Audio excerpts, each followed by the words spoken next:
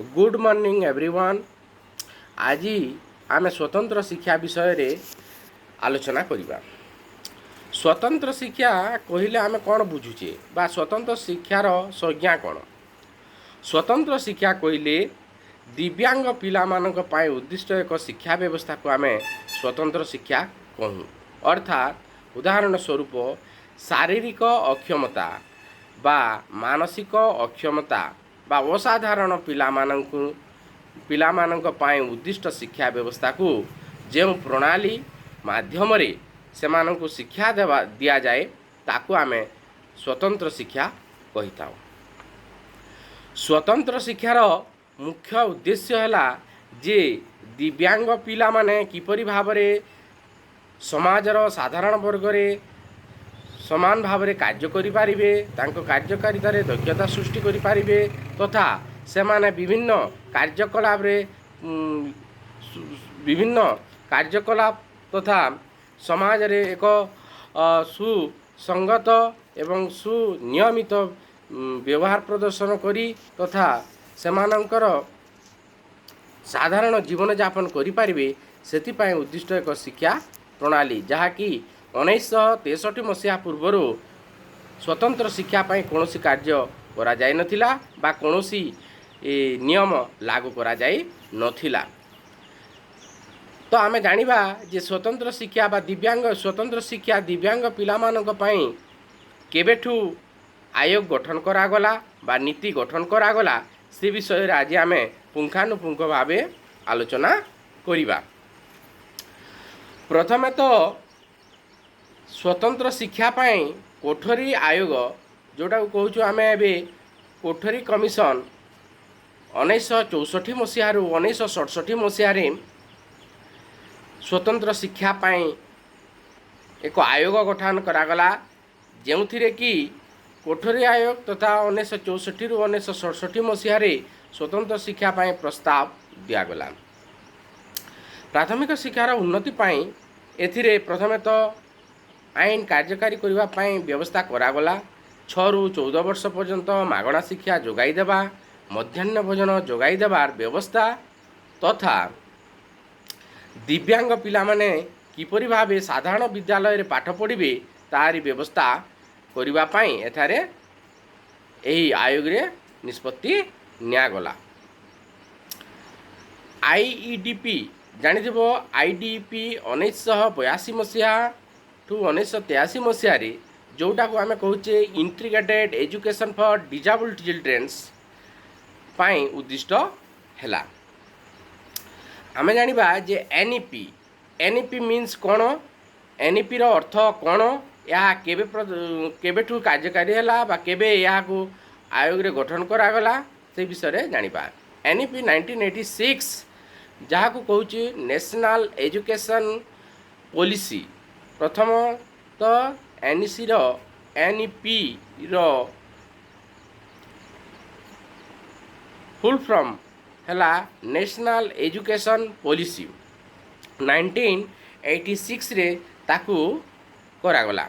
दिव्यांग पिला एवं साधारण पिला एकाठी पाठ पढ़िबार व्यवस्था एथिरे करागला। अत्यधिक दिव्यांग पिलांक पाई जिला हेडक्वार्टर रे स्पेशल स्कूल मान स्थापन करागला करा पाई निष्पत्ति नियागला।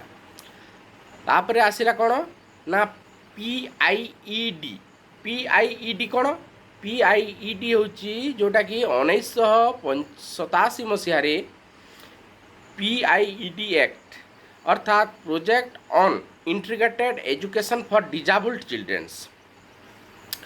नेक्स्ट आसिला हमर कौन पीओए एक्ट। पॉप एक्ट केबे हला नहीं, पॉप एक्ट हला हमर 1992 जहाँ को कहा जाउची कि प्रोग्राम ऑफ एक्ट। एथिरे साधारण पिला एवं दिव्यांग पिला एकाठी पाठ पढ़िबार व्यवस्था करागला।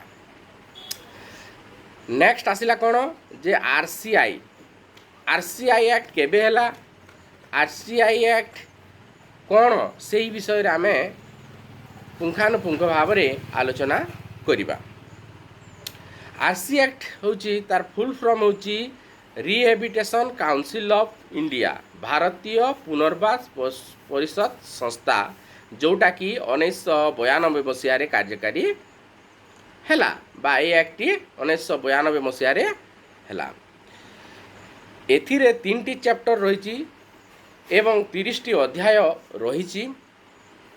एनईपी द्वारा 1986 मसीह जो एनईपी एक्ट है नेशनल एजुकेशन पॉलिसी एक्ट है से आरसीआई एक्ट को सुपारिश करा जाइथिला एवं यह आईन अधिकार प्रदान करागला। एम ऑफ आरसीआई एक्ट दिव्यांग पिला मानकर स्वतंत्र और शिक्षयित्री नियुक्ति से कौन थिला ना कि दिव्यांग पिला मानक पाई स्वतंत्र शिक्षक एवं शिक्षयित्री नियुक्ति करिवार व्यवस्था करागला। आरसीआई द्वारा अर्थात स्पेशल एजुकेशन पंजीकरण करिबा यथा स्वतंत्र शिक्षक बिना विद्यालय रे दिव्यांग पिला मानक पाठ पढ़ाइबा आईनतः अपराध बोली घोषणा करागला। पीडब्ल्यूडी एक्ट नेक्स्ट आसिला कौन पीडब्ल्यूडी एक्ट कौन जे पर्सन विथ डिसेबिलिटी एक्ट केबे हला नाई एटा को कार्यकारी करागला 1995 रे। पीडब्ल्यूडी एक्ट रो मुख्य उद्देश्य थिला जे से माने कौन दिव्यांग पिला एवं साधारण पिला एकाठी पाठ पढ़ा तथा सेमानको सामाजिक स्रोत रे सामिल करबा तांकर मुख्य लक्ष्य थिला। तो पीडब्ल्यूडी एक्ट रे कौन है या कार्यकारी करागला केबे जानिछ पिला माने या कार्यकारी करागला 5 फेब्रुआरी अर्थात 5 फेब्रुआरी 1996 रे कार्यकारी करागला किंतु पीडब्ल्यूडी एक्ट है केबे 1995 ताकू कार्यकारी करागला केबे 5 फेब्रुआरी 1996 रे कार्यकारी गला। प्रथम तो पीडब्ल्यूडी एक्ट रे कौन 7टी डिसेबिलिटी उपरे से फोकस कला अर्थात 7टी डिसेबिलिटी उपरे से गुरुत्व प्रदान करागला।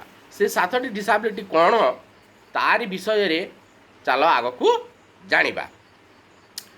प्रथम डिसेबिलिटी है ब्लाइंडनेस, द्वितीयटी है लो विजन, तृतीयटी है हियरिंग इम्पायरमेंट, चतुर्थटी है लेप्रोसिक्योट, लोकोमोटर डिसेबिलिटी, मेंटाली रिटार्डेड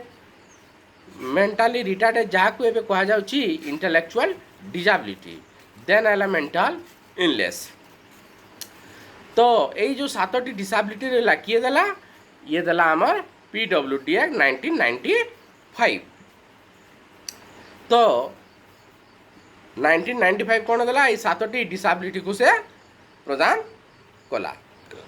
तब आसिला आमर कौन एम ऑफ पीडब्ल्यूडी एक्ट रो कौन सब लक्ष्य थिला जे मुख्यतः सेमानंकु कौन समस्त को समान सुविधा सुजोग प्रदान करिबा, 6 ରୁ 18 वर्ष पर्यंत समस्त शिक्षा को मागणा शिक्षा जोगाई देवा। अर्थात प्रथमे थिला कौन कोठरिया कमिशन रे या 6 ରୁ 14 वर्ष पर्यंत करा जाइथिला किंतु जेते बेला हमर 1995 पीडब्ल्यूडी एक्ट आसिला से कौन से 6 ରୁ 14 वर्ष पर्यंत मागणा शिक्षा व्यवस्था कला एवं जॉब रिजर्वेशन पाई 3% जॉब संरक्षण व्यवस्था करागला। सेमानंकु मागणा खाइबा को देवा पाई मागणा पुस्तक तथा मागणा कौन पोशाक जोगाई देवार व्यवस्था एथिरे करागला। तापरे कौन है मेंटल एक्ट आसिला। मेंटल एक्ट कौन 1987 रे गुटे मेंटल एक्ट है। तापरे डीपीपी प्रोग्राम केबे आसिला, डीपीपी प्रोग्राम लॉन्च है आमर 1994 मसीहा रु 1995 मसीहा। डीपीपी रो पूरा नाम कौन, डीपीपी रो पूरा नाम है जे district primary education programme. DPEP रो पूरा नाम है डिस्ट्रिक्ट प्राइमरी एजुकेशन प्रोग्राम। यार काम कौन थिला ना यार मुख्य उद्देश्य कौन थिला जे the first phases was launch 1994 and 42 districts across the 7 states. कौन है ना 42 डिस्ट्रिक्ट रे को कार्यकारी करागला 60 राज्य रे। यार सेंट्रल गवर्नमेंट फंड बाय कौन केंद्र सरकार या जोगाउथिले अर्थ 85% एवं राज्य सरकार यही डीपीपी प्रोग्राम को फंड जोगाउथिले बा अर्थ जोगाउथिले 15%। तापर आसिला कौन एसएसए सर्वशिक्षा अभियान डीपीपी पर कौन एसएसए आसिला सर्वशिक्षा अभियान। तापर आम आग को जाना एंटी एक्ट कहले कौन बुझुचे NT act national trust act 1999 रे गठन करागला। The national trust act 1999 establish by the एमएसजेई।